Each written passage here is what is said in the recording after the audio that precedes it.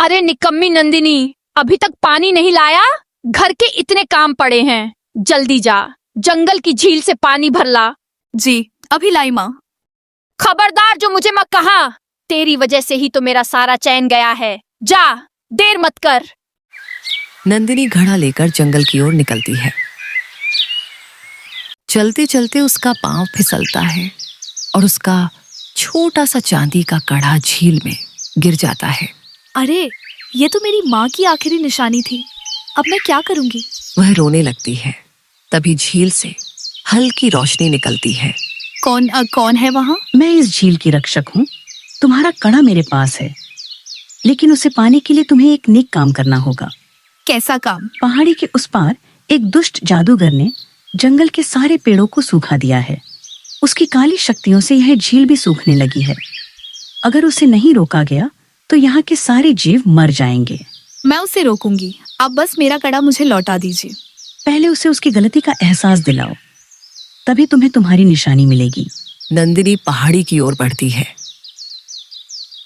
रास्ते में उसे एक घायल हिरनी मिलती है।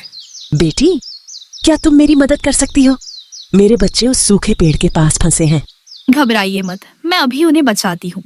वह साहस दिखाकर हिरनी के बच्चों को सुरक्षित निकालती है। धन्यवाद बेटी, यह जादुई पत्ता अपने पास रखो, मुसीबत में यह तुम्हारी मदद करेगा।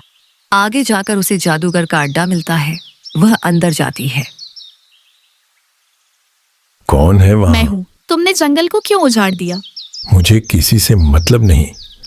मैं अपनी ताकत बढ़ाने के लिए ये सब कर रहा हूँ।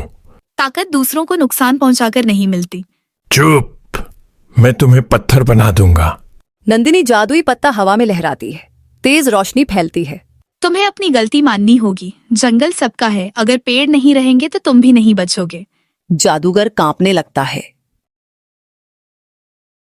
मुझे माफ कर दो, मैं लालच में अंधा हो गया था। मैं अपना जादू वापस ले लेता हूँ। पेड़ फिर से हरे हो जाते हैं। झील का पानी भर जाता है। झील की रक्षक प्रकट होती है। तुमने परीक्षा पास कर ली नंदिनी। यह लो तुम्हारा कड़ा और यह छोटा सा उपहार।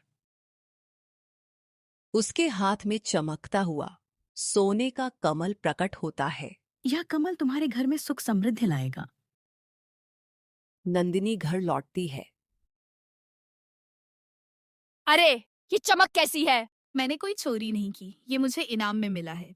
सौतेली माँ लालच में जंगल की ओर जाती है। जंगल में पहुंचकर वे जानवरों की मदद से इनकार कर देती हैं। मुझे किसी की मदद नहीं करनी, मुझे तो बस इनाम चाहिए। अचानक वह बौनी हो जाती है। ये तुम्हारे लालच की सजा है। मुझे माफ कर दो, मैं सुधर जाऊंगी। सब कुछ सामान्य हो जाता है। घर लौटकर वे नंदिनी से माफी मांगती हैं। बेटी, हमने तुम्हारे साथ बहुत बुरा किया, हमें माफ कर दो। मैं आपको माफ करती हूँ, अब हम सब मिलकर रहेंगे। दूसरों की मदद करने और निस्वार्थ भाव से काम करने का फल हमेशा मीठा होता है।